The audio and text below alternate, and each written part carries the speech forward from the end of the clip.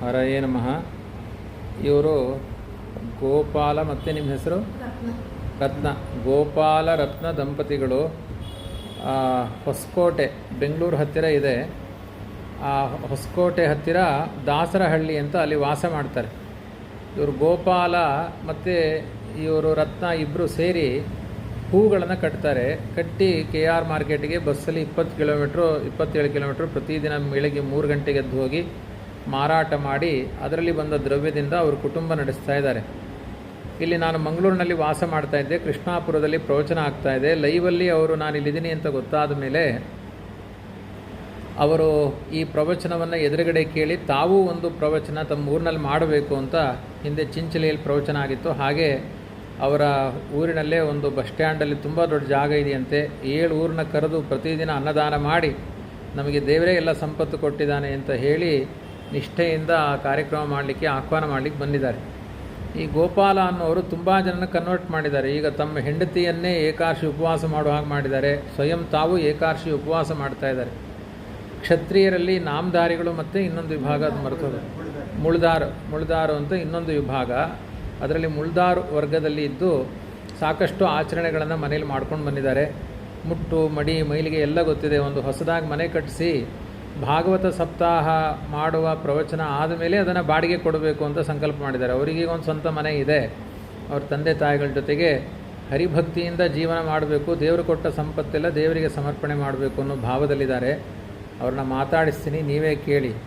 ನಿಮ್ಮ ಭಾವ ಏನು? ಭಾಗವತ ಕೇಳಲಿಕ್ಕೆ ನಿಮ್ಮ ಅಭಿಪ್ರಾಯ ಏನು? ಗೋಪಾಲ್ ಅವರು ಹೇಳಿ. ನಮಸ್ಕಾರ. ಭಗವಂತನ ಕೃಪೆಯಿಂದ ನಾನು ಇವತ್ತು ನಮ್ಮ ಕುಟುಂಬ ಬಹಳ ಚೆನ್ನಾಗೈತೆ. ನೀವು ಯಾವ್ಯಾವ ದೇವತೆಗಳನ್ನ ನಂಬಿದ್ರೆ ಸುಖ ಇಲ್ಲ, ಅವರೆಲ್ಲ ರೆಡ್ಡೆ ಕೊಂಬೆಗಳು ಮಾತ್ರ. ಬೇರು ಬುಡ ಬಂದು ಸರ್ವೋತ್ತಮ ನಾರಾಯಣ. ಆ ನಾರಾಯಣದಿಂದಲೇ ಸಕಲ ದೇವತೆಗಳು ಬೇರೆ ಅನುಗ್ರಹಗಳು ಕೊಡೋದು. ಸರ್ವೋತ್ತಮ ನಾರಾಯಣ ಫಲ ಕೊಡೋದಂದ್ರೆ ಕಾಯ್ತಾನೆ. ಕೊಟ್ಟು ಕಾಯೋನು ಭಗವಂತ ಒಬ್ಬನೇ. ಬೇರೆ ದೇವತೆಗಳು ಕೊಡ್ಬೋದಷ್ಟೇ, ಕಾಯಲ್ಲ. ಅವರ ಕ್ಷಣಕ್ಕೆ ಮಾತ್ರ ಕೊಡ್ತಾನೆ, ಕಾಯಲ್ಲ. ಭಗವಂತ ಕೊಟ್ಟು ಕಾಯೋ ಆ ತಾಕತ್ತಿರೋದು ಸರ್ವೋತ್ತಮ ನಾರಾಯಣ ಒಬ್ಬನೇ. ಅದಕ್ಕೆ ಆ ನಾರಾಯಣ ಆರಾಧನೆ ಮಾಡಿ ನನ್ನ ಕುಟುಂಬ ಚೆನ್ನಾಗೈತೆ. ಅದಕ್ಕೆ ಆ ಭಾಗವತ ಸಪ್ತಾಹ ಮಾಡಿ ನಾನು ಒಬ್ಬನೇ ತಿಳ್ಕೊಳ್ಳೋದಲ್ಲ, ಇಡೀ 7 ಊರಿಗೆ ನನ್ನ ಕೈನಾಗಾದಷ್ಟು ಪ್ರಯತ್ನ ಮಾಡಿ ಭಗವಂತನ ತಾರತಮ್ಯ ಯಾರು ಎಲ್ಲೆಲ್ಲಿ ಪೂಜೆ ಮಾಡಬೇಕು, ಯಾವ್ಯಾವ ದೇವತೆನ ಎಲ್ಲೆಲ್ಲಿ ಪೂಜೆ ಮಾಡಬೇಕು, ಯಾವ ಥರ ಪೂಜೆ ಮಾಡಬೇಕು ಅನ್ನೋದು ತಿಳಿಸ್ಕೊಡೋ ಒಂದು ಅಭಿಪ್ರಾಯದಿಂದ ಭಾಗವತ ಸಪ್ತಾಹ ಮಾಡಿಸ್ಬೇಕು ಅಂತ ಡಾಕ್ಟರ್ ಬೇನ ವಿಜೇಂದ್ರ ಆಚಾರ್ಯ ಹತ್ರ ಬಂದಿದ್ದೀನಿ. ಅವರ ಕೃಪೆಯಿಂದ ಅವರ ಅನುಗ್ರಹ ಕೊಟ್ಟರೆ ನಾನು ಸಪ್ತಾಹ ಮಾಡಿ 7 ದಿನದ ಕಥೆಯೇ ಕೇಳಿ ಹೇಳಿರೋ ವೈಕುಂಠಗೆ ಅಂತ. ಅದಕ್ಕೆ 7 ದಿನದ. ಮಧ್ವಾಚಾರ್ಯ ಬಗ್ಗೆ ನಿಮಗೇನು ಗೊತ್ತಿದೆ ಹೇಳಿ? ಮಧ್ವಾಚಾರ್ಯರು ನೋಡಿ, ಮಧ್ವ ಸಿದ್ಧಾಂತಗಳಲ್ಲಿ ಯಾರು ಏನು ಹೆಂಗೆ ಅನ್ನೋದು ನಾವೆಲ್ಲ ನೋಡಿದ್ದೀವಿ. ರಾಮಾನುಜಾಚಾರ್ಯರು ನೋಡಿದ್ದೀವಿ, ಶಂಕರಾಚಾರ್ಯರು ನೋಡಿದ್ದೀವಿ, ಮಧ್ವ ತತ್ವಗಳು ಕೇಳಿದ್ದೀವಿ. ಮಧ್ವಾಚಾರ್ಯರು ನಮ್ಮ ಕರ್ನಾಟಕದಲ್ಲಿ ಹುಟ್ಟಬೇಕಂದ್ರೆ ನಾವು ಪುಣ್ಯವಂತರು.